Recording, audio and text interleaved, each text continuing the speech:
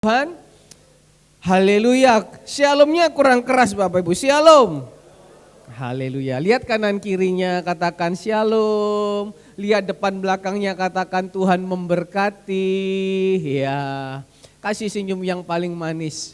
Haleluya. Bapak Ibu yang dikasih Tuhan. Sore hari ini kita ada di bulan Maret. Di awal bulan yang ketiga. Tidak terasa Bapak Ibu yang dikasih Tuhan. Tidak lama lagi akhir bulan kita kembali memperingati yang namanya perayaan Paskah. Paskah itu bukan hanya sekedar Bapak Ibu perayaan. Natal juga bukan hanya sekedar Natal, bukan hanya sekedar perayaan. Tapi kita percaya Bapak Ibu, Paskah itu merupakan jalan menuju kemenangan. Tanpa pengorbanan, tanpa penebusan Tuhan, tanpa kematiannya di atas kayu salib, kita tidak punya hidup. Kita tidak punya arah ke depan, kita tidak punya yang namanya jaminan hari depan. Tetapi lihat karena ada jalan kemenangan, karena di situ ada salib Kristus, hari ini kita bisa berdiri dengan teguh. Apapun yang menjadi hari ini tantangan kita, apapun problem-problem kita, tapi kita akan melihat ketika Yesus ada bersama kita, hari depan kita penuh harapan. Amin Bapak Ibu. Mari kita buka sama-sama. Sambil kita merangkai perjalanan menuju kemenangan ya. Sebenarnya Tuhan tuh sudah berikan kemenangan setiap hari. Tapi memang bulan Maret itu identik dengan Paskah. Kita buka sama-sama di dalam Lukas pasal yang ke-21 ayat yang ke-19. Lukas yang ke-21 ayat yang ke-19. Ayat yang singkat ini ya kita baca bersama-sama. Lukas 21 ayat yang ke-19. Yang percaya sudah buka, yang sudah dapat katakan amin. Aminnya baru satu orang. Aminnya kurang banyak. Yang sudah percaya, yang sudah dapat katakan amin. Haleluya. Yuk kita baca Lukas 21 ayat yang ke-19. 1, 2, 3. Kalau kamu tetap bertahan, kamu akan memperoleh hidupmu. Sekali lagi, kalau kamu tetap bertahan, kamu akan memperoleh hidupmu. Sekarang ganti kata kamu dengan nama. 1, 2, 3. Kalau Andre tetap bertahan, Andre akan memperoleh hidup Andre. Berikan tepuk tangan buat Tuhan Yesus Kristus. Haleluya. Nah, Bapak Ibu yang dikasihi Tuhan, apa yang menjadi rahasia Tuhan Yesus ketika dia berada di kayu salib, ketika dia mau disiksa begitu rupa, dia yang harusnya tidak disiksa, dia yang harusnya tidak mengalami hal seperti itu, tetapi karena kasihnya, karena cintanya kepada kita, dia rela turun, meskipun dia tahu ujungnya dia akan mati, meskipun dia tahu ujungnya dia akan mengalami sengsara. Apa yang menjadi rahasia daripada Tuhan Yesus Kristus? Ini yang kita mau pelajari dulu. Dikatakan kalau kamu tetap bertahan. Ini Tuhan ngomong kepada orang-orang yang ada di tempat itu waktu itu. Kalau Anda tetap bertahan. Bahasa lainnya, kalau Anda tetap sabar. Katakan kanan kirinya sabar. Katakan sabar, ya. Kalau Anda tetap sabar, maka apa? Kamu akan memperoleh hidup. Tuhan gak muluk-muluk, Tuhan gak tinggi-tinggi. Dia cuma bilang kalau kamu bertahan, kalau Anda mau sabar, tapi Anda akan memperoleh hidupmu. Hidup itu sudah bermacam-macam Bapak Ibu yang dikasihi Tuhan. Yang dimaksud hidup itu bukan hanya berdiri, bernafas, tidak. Saya sering ketemu orang ya, zaman sekarang ini kadang pakai istilah itu yang aneh-aneh Bapak Ibu yang dikasihi Tuhan. Ketika saya lagi teleponan ya, ini orang sudah umur 60 ke atas. Saya tanya, lagi apa ini? Ada jawabannya seperti ini. Lagi mencari sesuap nasi. Loh Bapak Ibu. Saya rasa zaman dulu itu waktu saya kecil gak ada istilah ini Bapak Ibu. Lagi mencari sesuap nasi. Atau mungkin saya yang ketinggalan zaman. Nanti ada lagi yang lebih ekstrim, lagi mencari sebutir nasi. Bayangkan Bapak Ibu, sebutir nasi masih dicariin Bapak Ibu yang dikasih Tuhan. Hari ini ada jemaat yang kalau ditanya lagi mencari sesuap nasi. Lagi mencari sebutir nasi. Itu saya rasa istilahnya anak-anak muda yang mungkin ketika lagi gaul gitu kan ya. Kan betul anak-anak muda zaman sekarang kan begitu kan bahasanya. Lagi mencari sesuap nasi, lagi mencari sebutir nasi. Jadi seakan-akan menggambarkan nyari sesuap nasi itu begitu susahnya gitu loh. Memang betul zaman sekarang gak bohong Bapak Ibu, mencari sesuap nasi itu susah. Mau cari untung 5.000 saja itu susah. Mau cari hidup yang layak saja hari ini itu susah. Memang itu gak salah Bapak Ibu berkata seperti itu. Tapi sore hari ini kita mau jemaat Surya Kebenaran di bulan Maret ini percaya. Tuhan tidak hanya menyediakan sesuap nasi. Tetapi Tuhan berkata, kalau kita mau tetap sabar, kalau kita mau tetap bertahan, kalau kita mau tetap setia, Dia akan memberikan hidup yang percaya, katakan amin. Saya enggak orasi di sini Bapak Ibu yang dikasih Tuhan. Tapi kita harus percaya. Tuhan enggak hanya janji memberikan sesuap nasi, sebutir nasi. Tapi Tuhan berjanji kalau kita mau bertahan. Berapa minggu yang lalu kan saya sempat menyampaikan firman Tuhan. Alkitab ini seperti, apa itu namanya kalau di notaris itu apa namanya? Perjanjian. Kalau di notaris perjanjian antara sesama manusia. Tetapi Alkitab ini adalah perjanjian antara kita dengan Tuhan. Kalau perjanjian di notaris mungkin masih bisa gagal. Mungkin masih bisa tidak terlaksana. Tetapi kalau perjanjian dengan Tuhan, Bapak Ibu yang dikasih Tuhan, percayalah. Bilangan 23 ayat yang ke-19. Allah bukan manusia sehingga Dia berjanji dan Dia tidak melakukannya. Kalau kita lakukan bagian kita Bapak Ibu yang dikasih Tuhan, maka Dia yang akan lakukan bagian Dia dalam kehidupan kita. Hidup itu bermacam-macam. Dikatakan di dalam terjemahan aslinya dikatakan hidup itu artinya apa? Sesuatu hal yang vital dalam kehidupan kita. Vital itu artinya apa kan? Penting. Vital itu artinya betul-betul dibutuhkan. Betul-betul buat orang ini mungkin buat Bu Retno vital, tapi buat saya mungkin gak vital. Tapi Tuhan dari tempat yang maha tinggi, ketika kita mau setia, ketika kita mau sabar, ketika kita mau bertahan menuju jalan kemenangan itu, Dia yang tahu apa yang menjadi kebutuhan Bapak Ibu. Dia tahu apa yang diperlukan Bapak Ibu. Bukan berbicara melulu soal uang Bapak Ibu. Amin. Dikatakan di situ apa? Kalau kamu tetap bertahan, pertanyaannya sampai kapan nih bertahan Bapak Ibu? Betul apa betul? Bertahan terus, ya kan? Kalau mungkin orang lagi cari pasangan hidup, bertahan sampai jadi perawan tua, ya kan? Bertahan sampai jadi perjaka tua, ya kan? Mau sampai kapan bertahan? Misalnya ini saya ceritakan kalau lagi orang yang mungkin ingin mencari pasangan hidup. Mau sampai tumbuh rambut putih. Ini yang seringkali menjadi tantangan buat kita Bapak Ibu. Seringkali banyak orang ketika sudah dengar firman Tuhan, pendetanya sudah berapi-api gitu. Percaya, yes, amin. Percaya, yes, amin. Keluar dari gereja, mungkin ketika yang lagi cari pasangan, ketika mungkin pulang dari gereja pergi ke TP. Lihat ada orang yang gandengan tangan, loh enaknya orang itu gandengan tangan. Ada lihat di Instagram, enaknya orang ini bisa jalan-jalan sama pacarnya.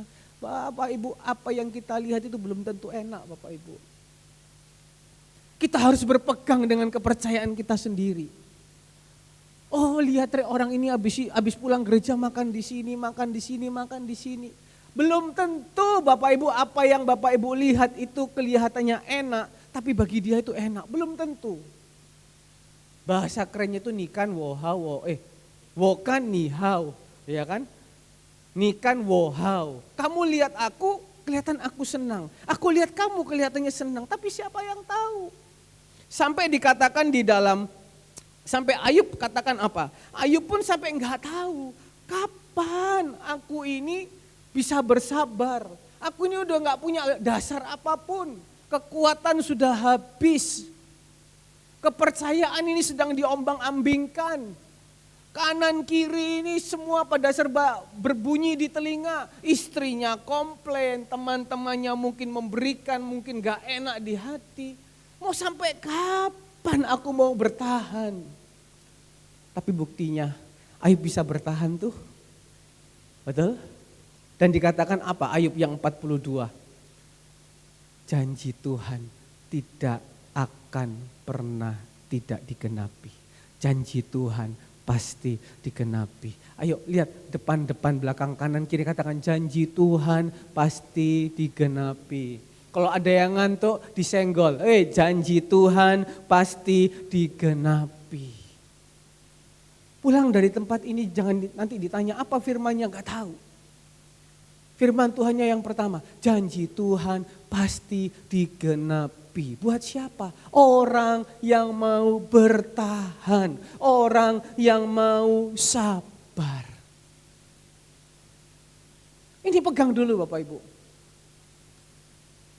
Masa depan, Matius 24 ayat yang ke-13 dikatakan di situ apa?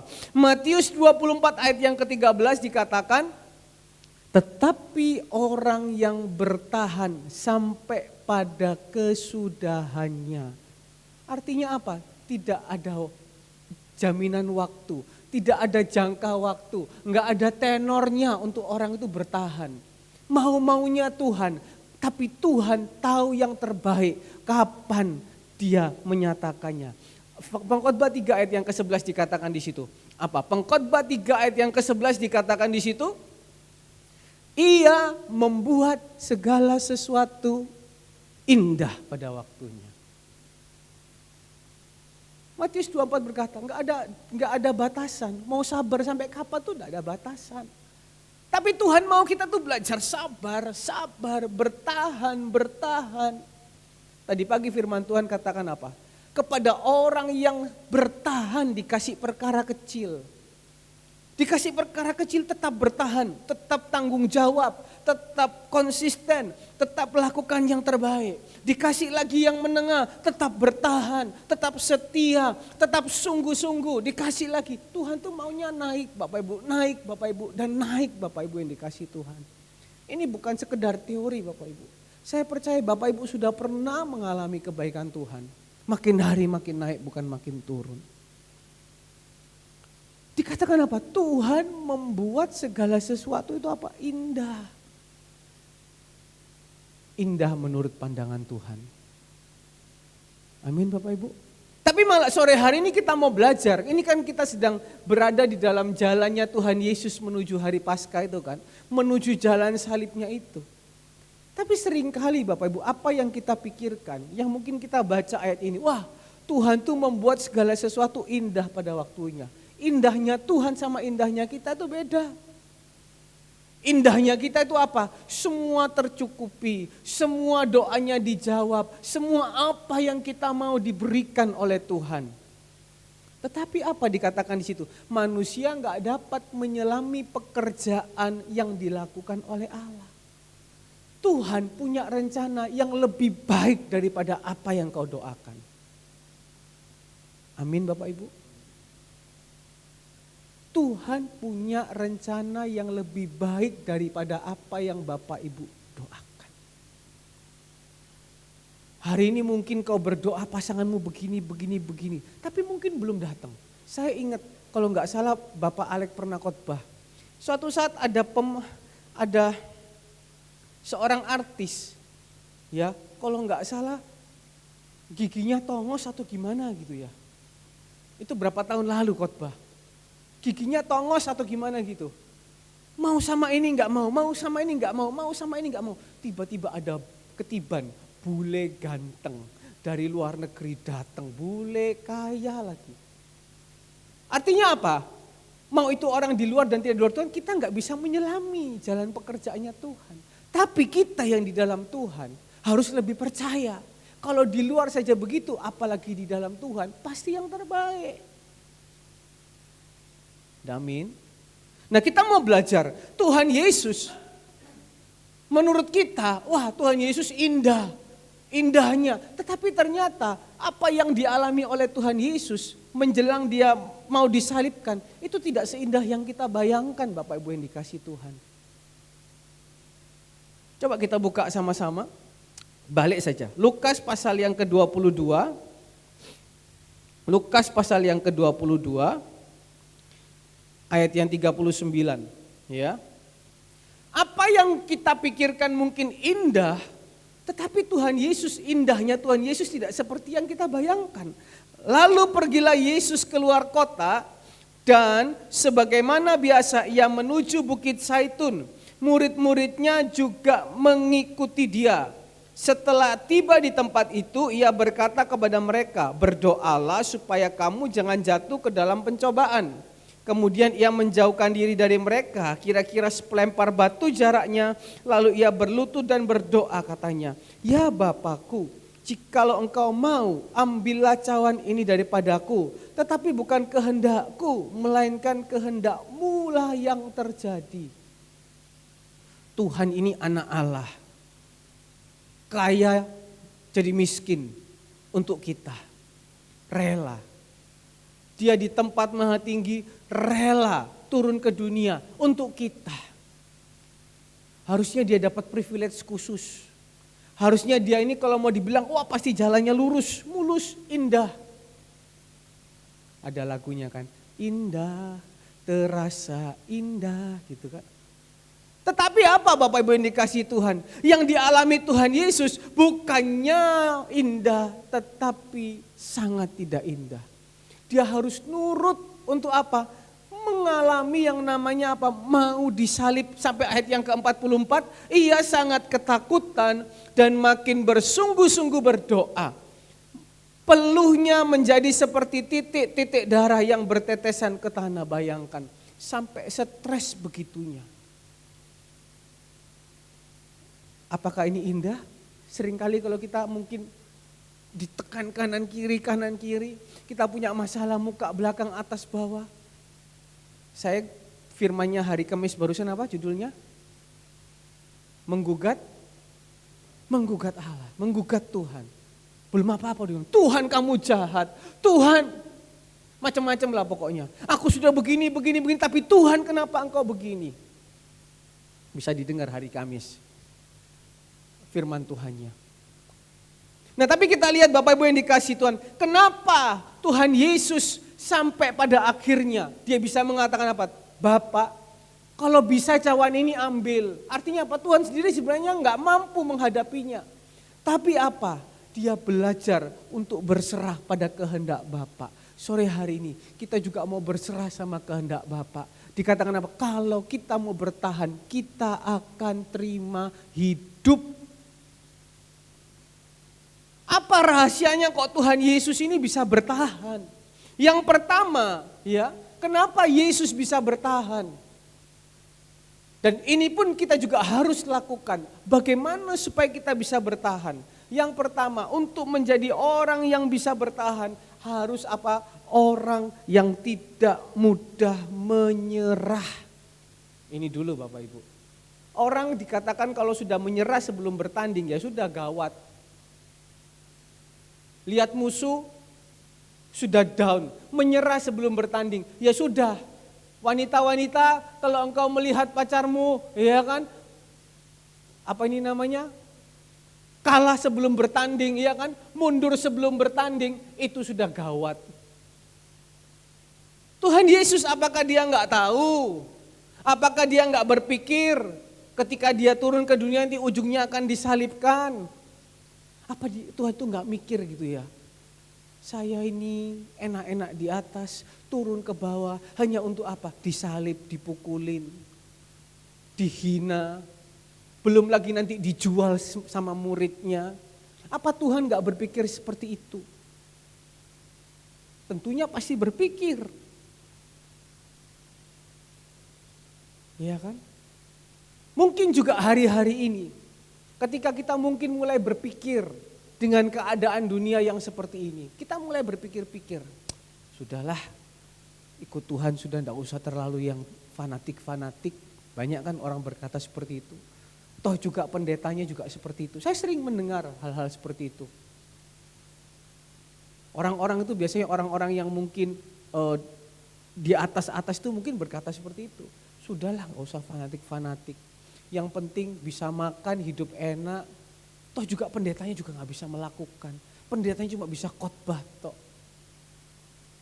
Sudah zaman sudah susah. Mau pergi gereja bensin jauh.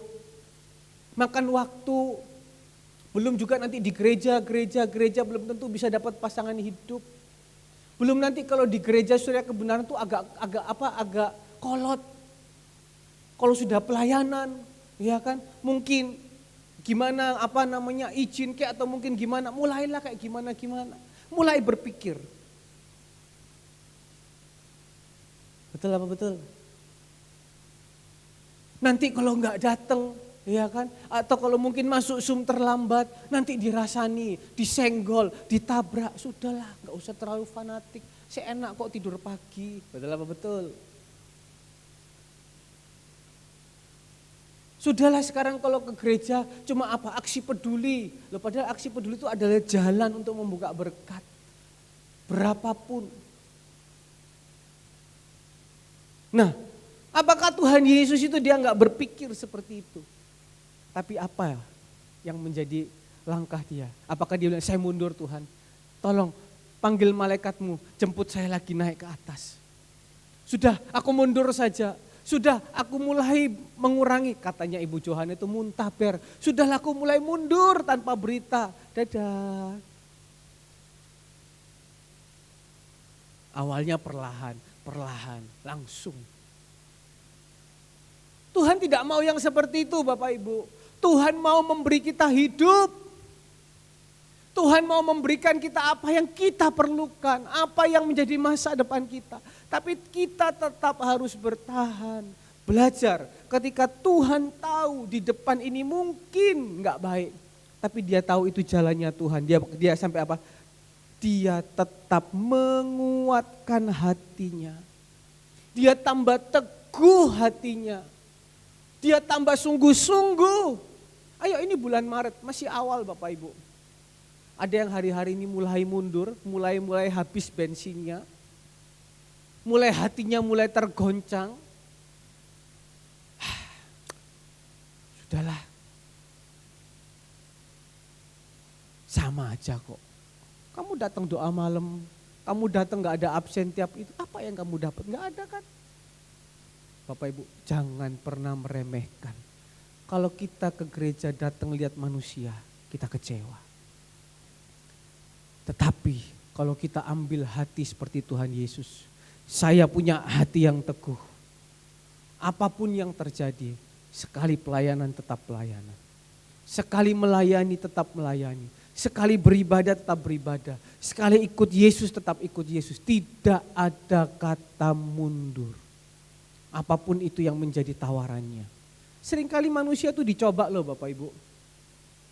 Saya seringkali cerita-cerita. Seringkali ada yang kesaksian. Wah, ketika saya mau bekerja, tetapi saya ingat hari ini ada ibadah.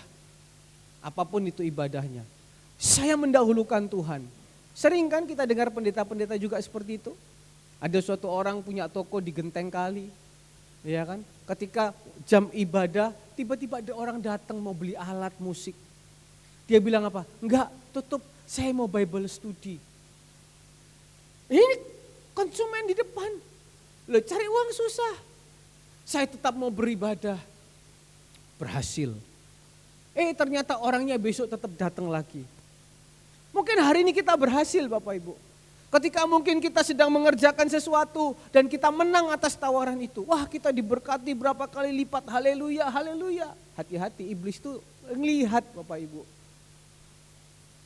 Makanya lebih baik Bapak Ibu ya, jangan dipuji-puji. Ya kan? Biar lebih baik dibawa dalam doa terus. Seringkali orang yang dipuji-puji itu jadi serangannya iblis Bapak Ibu. Hati-hati. Begitu dia lihat, oh berhasil ya, iblis itu pintar. Mungkin di kesempatan kedua, di kesempatan ketiga mulai ada tawaran-tawaran lagi yang lebih menggiurkan. Tetapi kita belajar sama Tuhan Yesus. Dia tetap meneguhkan hatinya. Dia tetap meneguhkan hatinya. Saya ingat dulu zaman COVID Bapak Ibu. Apakah kita nggak tahu Bapak Ibu. Ketika kita datang dulu kita juga bakalan berpotensi kena COVID. Betul apa betul? Kita waktu COVID mana pernah berhenti ibadah? Enggak pernah kan? Hanya sekali atau 2 kali saja. Tapi jemaat datang terus Bapak Ibu. Itu ibadah lebih enggak asik Bapak Ibu. Cuma duduk jam 5, cuma hanya dengan gitar. Kemudian begitu selesai jam 6 atau setengah 7, langsung keluarnya bersamaan tutup pintu. Habis itu hening lagi. Kalau sekarang kan masih bisa penuh sukacita. Ada musiknya, ada apanya. Kalau dulu kita udah tahu resikonya datang gereja tuh selain kita ketemu Tuhan, bisa juga ketemu Tuhan secara langsung Bapak Ibu. Karena apa? Mungkin ada yang COVID kena, ada yang COVID kena. Tapi pertanyaannya, adakah Tuhan mempermalukan? Adakah Tuhan mempermalukan? Tidak ada. Yang kena COVID kena dari luar. Saya pun juga kena, tapi kenanya saya terakhir-terakhir. Apakah Tuhan ada kena? Kan enggak ada. Artinya apa? Tuhan itu menjaga. Tuhan itu tidak pernah mempermalukan orang-orang yang mau sungguh-sungguh meneguhkan hatinya. Tapi sekarang apa yang terjadi? Bukan hanya di sini Bapak Ibu. Di tempat manapun ibadah, ibadah ganti yang lain. Ibadah ganti yang lain. Betul apa betul? Dulu waktu COVID kan gak bisa ngapa-ngapain. Mancing gak bisa, ya kan? Main sepak bola gak bisa, jalan-jalan gak bisa. Yang bisa cuma apa? Datang gereja. Jadi cuma datang gereja, rumah, datang gereja, rumah. Mall tutup Bapak Ibu. Tapi tetap mau datang cari Tuhan. Tapi udah tahu bahaya, tetap datang cari Tuhan. Tuhan gak pernah mengecewakan. Apa yang kita mau belajar sore hari ini? Orang yang sungguh-sungguh teguh hati dengan Tuhan. Orang yang mau sungguh-sungguh bertahan mengiring Yesus. Dia tidak akan dipermalukan. Yang penting apa Bapak Ibu? Dia melakukan bagiannya. Bertahan sungguh-sungguh. Bertahan sesuai apa yang Tuhan arahkan. Makanya itu langkah kedua apa? Enggak asal bertahan. Tadi dikatakan dalam Lukas pasal yang ke-22, ayat yang ke-40, Tuhan gak hanya sekedar datang begitu saja Bapak Ibu. Tuhan itu mengatakan ayat yang ke-40, setelah tiba di tempat itu, ia berkata kepada mereka, berdoalah supaya kamu jangan jatuh dalam pencobaan. Kalau kamu mau dapat hidup kata Tuhan, kamu harus bertahan. Tapi bertahannya itu bukan asal bertahan. Orang main bola pun bertahan pakai teknik Bapak Ibu. Bertahan tuh pakai strategi. Nah jangan kita ngomong, ya aku bertahan.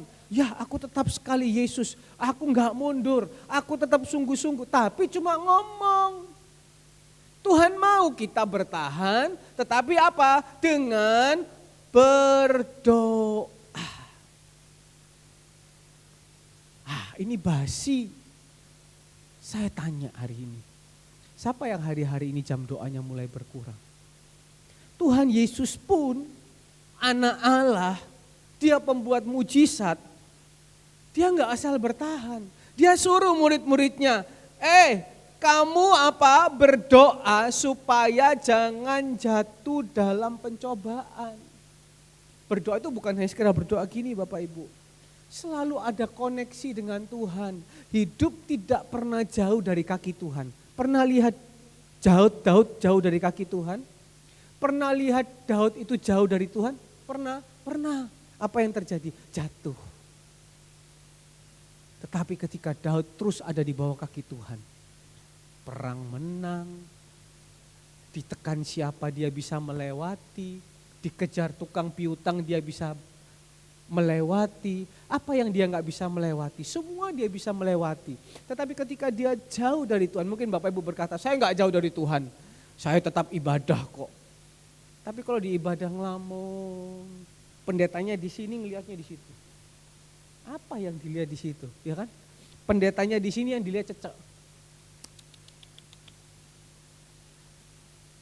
Gak ada cecek di situ, Bapak Ibu. Di sini nggak ada, Bapak Ibu. Di sini semuanya kalau khotbah lihat sini semua. Kalau nggak lihat sini, lihat bawah. Kayak anak sekolah minggu tadi. Bisa seragam ya Bapak Ibu ya. Saya juga kaget tadi waktu saya lihat, loh ini anak-anak ini apa tuh ini? Kok semua gini ini semua?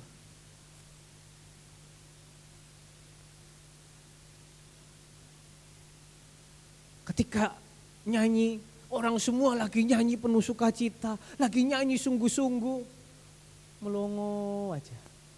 Ya memang betul badan kita datang, tapi mau sampai 20 tahun lagi kita seperti ini Bapak Ibu, nggak akan terjadi apa-apa, ya begitu-begitu aja. Tapi lihat kalau seperti Daud, dia nggak pernah berubah.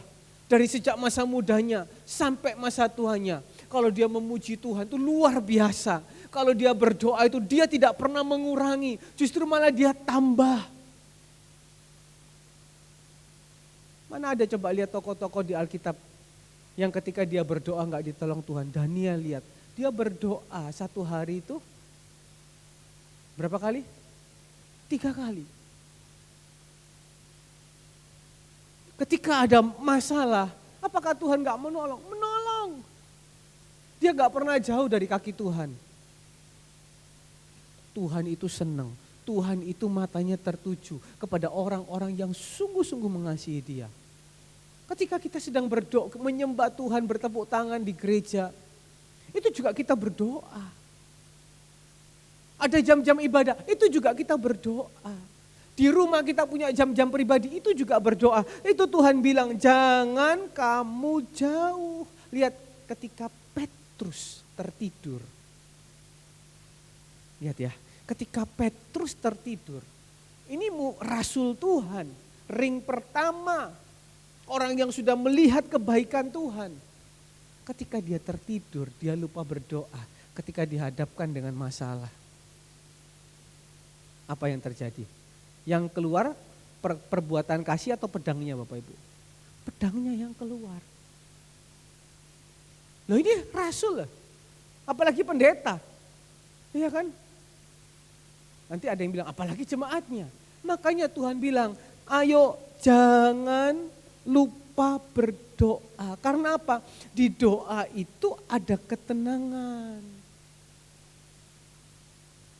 Orang kalau mungkin lagi menghadapi masalah gitu ya, serba gopoh semuanya. Jangan ambil langkah apa-apa, duduk dulu, berdoa dulu, minta ketenangan. Karena Alkitab katakan apa? Ketika kita berdoa, nanti Roh Kudus itu yang akan memberikan kita hikmat untuk kita menjawab, untuk kita mengambil langkah, itu tepat. Kalau dikatakan gerusa-gerusu, malah nanti hasilnya tidak baik. Ayo malam hari ini, jangan serba gerusa-gerusu. Gerusa-gerusu mengeluarkan statement, gerusa-gerusu mengambil langkah, gerusa-gerusu dalam segala hal. Tenang dulu. Kalau orang ilmu komunikasi, ya, ilmu psikologi, tenangnya itu pakai apa? Diajak makan. Jadi kalau ada suami sama istri itu lagi tempur Bapak Ibu, harus diajak makan. Karena apa? Kalau makan itu kan perutnya kenyang. Kalau kenyang itu kan buat marah itu kan males Bapak Ibu. Tapi kalau kita beda, berdoa. Bukan hanya ada ketenangan, ketika kita berdoa ada jalan keluar. Ada apa Bapak Ibu? Jalan keluar. Ada yang punya masalah di sini? Saya pun juga punya masalah. Semua di sini kita punya masalah. Saya sering telepon-teleponan sama orang Bapak Ibu. Orang ini percaya Tuhan, iya. Tapi ketika saat kepepet, dan apa yang selalu dia katakan? Saya percaya, pasti Tuhan berikan pertolongan. Saya percaya, itu karena apa? Dia sudah gak bisa buat apa-apa lagi. Jalannya sudah buntu, jadi ngomongnya hanya bisa ngomong seperti itu. Dan memang seringkali Tuhan tuh selalu tolong dia tepat waktu, tapi gak bisa lebih. Ya mepet gitu aja, ya cukup selesai, habis itu besok ketemu lagi yang lain. Tapi kita orang-orang yang sungguh-sungguh percaya dengan Tuhan. Jangan hanya karena kepepet baru kita mau datang berdoa.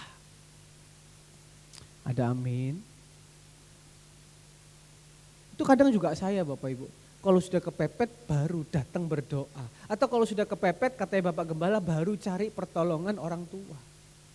Tapi kalau semuanya bisa safe, aman. Kalau udah kepepet baru mati kutu katanya kan begitu. Itu juga yang dihadapi anak yang hilang kan. Ketika dia mungkin aku sudah dapat warisan banyak, hore aku mau menghabiskannya di luar. Ya wes, ini bapak tipe apa? Bapak yang tipe karepmu.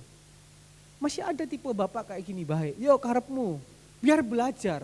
Ketika di luar sana, hartanya dia foya-foyakan, dia tuker dengan kesenangannya, dia tuker dengan maunya dia. Ya toh juga apa yang terjadi? Balik sama bapaknya. Untung ini bapaknya ini memang betul-betul bapak yang sejati, diterima lagi. Jadi malam hari ini ada berita gembira. Kalau hari ini kita sudah mulai jauh dari Tuhan, ayo kembali lagi.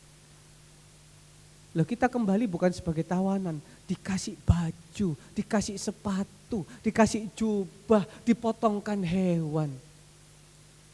Bapak mana yang kayak begini? Hanya Tuhan Yesus. Karena itu rugi Bapak Ibu. Kalau kita sudah tiap minggu itu datang beribadah, datang pelayanan. Tapi kita itu sama Tuhan itu betul-betul gak punya hubungan yang betul-betul baik. Kita gak pernah ada di bawah kaki Tuhan. Kita hanya badannya saja yang di bawah kaki Tuhan. Bahkan dikatakan tadi dalam Lukas 21 ayat yang ke-17, ayat yang ke-18. Ketika kita mau bertahan dikatakan apa? Tidak sehelai pun dari rambut kepalamu akan hilang. Bukan berarti rambut ini gak bisa rontok Bapak Ibu. Artinya apa? Kalau kita ada betul di dalam naungannya Tuhan, di dalam perlindungannya Tuhan, hal yang tidak enak itu tidak akan terjadi tanpa seizin Tuhan. Belalang pelahap itu tidak akan diizinkan tanpa seizin Tuhan. Karena apa? Tuhan jaga kita. Tuhan tuntun kita. Berapa banyak seringkali kan kita menemukan kan, kita ketemu hal yang gak enak. Tetapi di balik hal yang gak enak itu, ketika kita itu punya hubungan sama Tuhan, hati kita itu bisa menimbang, ini salahku atau ini Tuhan mau buat hal yang baik. Suatu saat seperti ini, saya dengan Bapak Kuang pulang dari panti bakti luhur. Waktu itu yang terjadi apa? Jalan tuh semua serba tutup. Tapi kan namanya kita sempat ngomel, opo hai segi jalan tutup. Karena apa? Kita tuh di situ kan buta jalan Bapak Ibu. Tetapi di balik jalan yang tutup itu, seakan-akan kita itu dituntun. Ternyata menemukan jalan baru yang lebih cepat keluar dan jalannya lebih lebar. Melalui jalan yang tutup itu, melalui jalan yang gak enak itu, Tuhan izinkan. Berapa banyak juga hari-hari ini kita dibenturkan dengan hal-hal yang gak enak. Yang bukan karena kesalahan kita. Tapi itu diizinkan Tuhan. Untuk apa? Menemukan jalan-jalan yang lebih indah dalam kehidupan kita. Ada amin? Tapi kalau kita nggak deket di bawah kaki Tuhan, kalau kita ini nggak punya jam doa, kita nggak bakalan tahu rencananya Tuhan apa. Yang kita cuma tahu Tuhan jahat, Tuhan jahat, Tuhan jahat. Kalau sudah bilang Tuhan jahat, semua diterabas.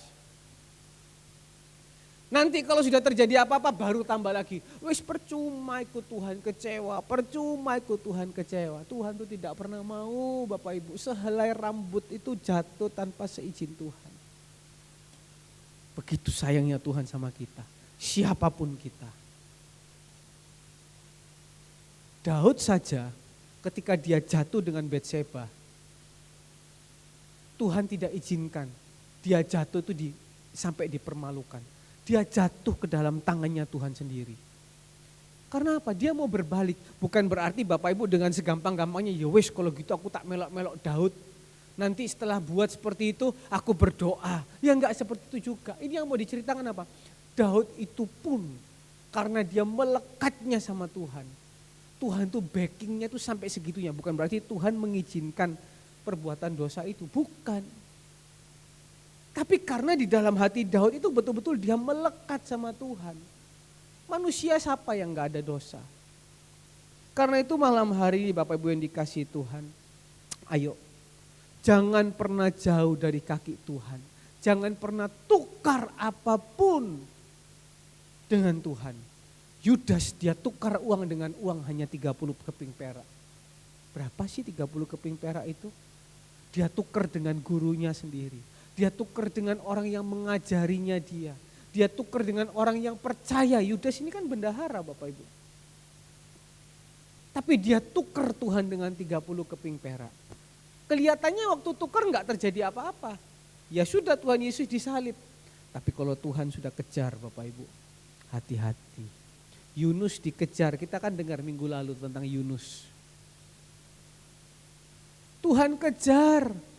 Ya bukan Tuhan kejar, itu sudah hatinya sudah enggak tahu gimana si Yudas itu. Akhirnya dia kembalikan uangnya, yang dia lakukan apa Bapak Ibu? Bunuh diri. Tuhan enggak mau kita bunuh diri. Karena itu apa? Datang, duduk di bawah kaki Tuhan. Maka apa? Hidup kita bisa akan tetap terus bertahan. Kalau bertahan, punya hidup. Kalau bertahan, punya hidup. Kalau sabar, punya hidup. Yang ketiga, dikatakan di sini apa Bapak Ibu yang dikasihi Tuhan? Coba ayat yang ke-42, Lukas 22 ayat yang ke-42 dikatakan di situ apa? Ya Bapakku, jikalau engkau mau, ambillah cawan ini daripadaku. Tetapi bukanlah kehendakku, melainkan kehendakmu yang jadi. Tuhan mau memberikan kita teladan. Meskipun dia itu anak, meskipun dia itu punya prioritas yang luar biasa, tetapi dia tetap setia sama ini, perjanjian Bapak Ibu. Ini perjanjian. Tuhan sendiri pun nurut. Apalagi kita, ayo kita belajar nurut Bapak Ibu. Kita ikuti perjanjian di sini.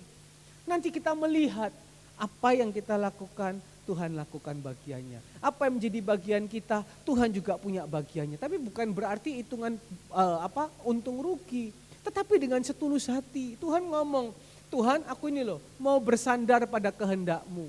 Mungkin mauku A, tapi aku mau ikut maunya Tuhan B. Mungkin mauku itu C, tapi Tuhan maunya apa aku mau ikut. Ini yang seringkali membuat orang mundur sama Tuhan. Karena kemauannya nggak bisa dijawab dalam waktu dekat. Karena keinginannya tidak dapat dijawab. Keinginannya tidak terpenuhi, makanya orang mundur. Kalau mundur itu sudah nggak peduli Bapak Ibu. Ya, namanya mundur ya mundur. Karena apa? Nggak terpenuhi. Tidak mau bersandar sama kehendaknya Tuhan. Tapi Tuhan ini kasih teladan. Bapak, kehendakku sih kepinginnya kalau bisa aku jangan disiksa. Ini cawan ini berat. Betul apa betul? Tuhan kan ngomongkan itu. Kalau bisa ini ambil, aku juga nggak kuat. Tuhan kalau bisa aku mau yang ini Tuhan. Tuhan kalau bisa aku mau yang begini Tuhan. Tapi berdoa, kehendak Bapak yang mana? Lihat, dia jalan ikut maunya Tuhan. Karena apa? 1 Korintus 15 ayat yang ke-57 dikatakan apa? 1 Korintus 15 ayat yang ke-57 dikatakan di situ, tetapi syukur kepada Allah apa? Yang telah memberikan kepada kita kemenangan oleh Yesus Kristus Tuhan kita. Karena apa? Tuhan tahu. Mau kehendakku aku paksakan, mau kehendakku yang aku kerjakan, lebih baik aku nurut sama kehendak Bapak. Karena apa? Kalau kehendak Bapak itu yang ujungnya terjadi apa? Kemenangan.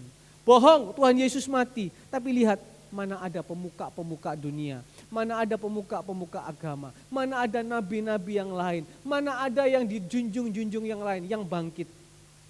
Hanya siapa? Tuhan Yesus. Itu yang bikin beda. Mau diputer itu Yudas kek. Terserah mereka. Tapi iman kita hanya satu yang bisa bangkit, hanya satu yang bisa naik, dan hanya satu yang nanti akan turun untuk menjemput kita. Siapa? Tuhan Yesus. Kenapa? Karena dia mau bersandar sama kehendak Bapa. Nurut maunya Tuhan. Dagingnya mau yang lain. Aku di sini tuh mungkin di gereja mana gitu Bapak Ibu, di Singapura kayak di Jerman. Isinya cuma ditegur, isinya cuma dipleroi, isinya cuma disindir, isinya cuma dicari-cari. Sedangkan yang lain kok kelihatannya bebas ya, yang lain kelihatannya free ya. Tapi kalau mungkin itu kehendak Tuhan, ya mungkin memang hati ini sakit. Hati ini mungkin gak enak. Apalagi belum ada masalah dari luar, belum ada tantangan dari luar. Bapak Ibu jangan dipikir, kami pun juga anak-anak seringkali hal yang kecil-kecil juga ditegur. Tujuannya apa? Bukan kurang kerjaan, supaya lebih baik. Hati gak enak, ya jelas gak enak lah, siapa yang bilang enak? Gak ada yang bilang enak. Tapi itu namanya belajar. Ya. Mika 6 ayat yang ke-8. Mika 6 ayat yang ke-8. Ketika kita berserah sama Tuhan, itu artinya apa? Kita mau apa? Hai manusia, telah diberitahukan kepadamu apa yang baik. Dan apakah yang dituntut Tuhan daripadamu selain apa? 1, berlaku adil. 2, ini mencintai kesetiaan. Yang ketiga, dan hidup dengan rendah hati di hadapan Allah. Ketika orang itu mau bersandar kepada kehendak Bapa, artinya apa? Dia mau belajar untuk hidupnya itu rendah hati. Apa hubungannya? Orang yang rendah hati itu bukan seperti anak-anak yang tadi itu Bapak Ibu. Itu bukan rendah hati. Ketika saya ketemu Bapak Ibu, saya salaman, selamat pagi, itu bukan rendah hati Bapak Ibu. Jangan salah pikir ya, nanti mungkin ada yang cari mantu, terus kemudian lihat gitu ya, loh anak iki sopane rek, ketemu orang nyopo, sugeng ngenjing. Ketemu orang selamat pagi, mungkin mau duduk diambilkan kursi. Oh ini anak rendah hati banget ya. Itu bukan rendah hati Bapak Ibu. Kan lagi dibahas kan berapa saat lalu kan. Nyapa orang terus, itu bukan rendah hati. Itu attitude. Itu kebiasaan juga mungkin. Saya sejak kecil udah disuruh. Pokoknya kalau ketemu tante panggil. Ayi. Aku kalau nggak panggil dibilang kamu itu kurang ajar. Jadi kalau ketemu orang terus kurang ajar, terus jangan Bapak Ibu bilangin, oh berarti Andre ini selama ini kalau nyopo-nyopo kita itu pura-pura. Ternyata dia tuh nggak seperti yang kita lihat, enggak. Bukan Bapak Ibu. Orang rendah hati itu bukan seperti anak yang tadi semua seberat unduk gitu. Bisa aja itu mungkin seragam gitu kan. Tetapi orang yang rendah hati itu apa? Orang yang mau berserah kepada kehendak Bapa. Apa yang Tuhan perintahkan, yuk dia kerjakan.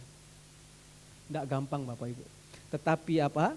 Kemenangan itu datangnya daripada Tuhan. Yuk kita belajar malam hari ini. Untuk apa lagi? Orang yang bersandar kepada Tuhan, itu artinya apa? Orang yang mau berjalan tanpa celah. Bisa, ya ini agak susah. Tapi bersama Yesus pasti bisa. Mazmur 84 ayat yang kedua dikatakan di situ apa? Mazmur 84 ayat yang ke-12. Mazmur 84 ayat yang ke-12. Ya Tuhan, bukan, naik lagi 1. Sorry, mundur 2. Yuk, mundur lagi 1. Ya, sebab Tuhan adalah matahari. Ketika kita ketemu jalan yang penuh kegelapan, ketika kita ketemu jalan buntu, dia matahari. Dia memberikan sinar, dia memberikan harapan, dia memberikan terang. Dia juga perisai. Ketika hari-hari ini ada mungkin orang yang ingin mencari-cari dengan kita. Mungkin hari ini kita ingin diterkam atau mungkin hari ini kita mungkin mengalami ABC. Dia perisai. Tapi apa? Kasih dan kemuliaan ia berikan. Ini, ia tidak menahan kebaikan dari orang yang hidup enggak bercelah. Tuhan tuh enggak sabar, Tuhan itu enggak suka nahan-nahan kebaikan. Buat apa? Orang yang kepingin hidup berserah sama Tuhan. Ayo, berserah bukan berarti enggak melakukan apa-apa. Berserah bukan berarti kita menyerah. Tetapi berserah itu apa? Di dalam doa. Di dalam tuntunan Tuhan. Ada amin Bapak Ibu yang dikasihi Tuhan. Kalau hari ini mungkin pergumulan kita berat, tantangan kita yang membuat kita untuk tidak bertahan itu berat. Doa, puasa. Bapak Ibu mungkin kalau sudah disuruh puasa hari-hari ini sudah mungkin alot. Iya kan? Tambah puasa, pasti ada jalan keluar. Tetapi yang kita mau cari sore hari ini, orang yang bertahan, orang yang sabar, dia akan memiliki hidup. Hidup bukan hanya untuk sesuap nasi, hidup bukan hanya untuk sesendok nasi, tetapi hidup kekal. Hari ini, besok, dan sampai Tuhan Yesus datang, ada kekekalan yang Tuhan berikan dalam kehidupan kita. Katakan kanan kiri, muka belakangnya, ayo bertahan, ayo sabar. Bukan bertahan, bertahan dalam Tuhan, sabar. Ayo ngomong Bapak Ibu, jangan sungkan, bertahan, sabar, bertahan, sabar. Hidup Jemaat Surya Kebenaran sepanjang tahun ini sampai Tuhan Yesus datang, gilang gemilang, cemerlang dalam tuntunan Tuhan. Amin Bapak Ibu, Tuhan Yesus memberkati. Saya kembalikan kepada Bapak Gembala.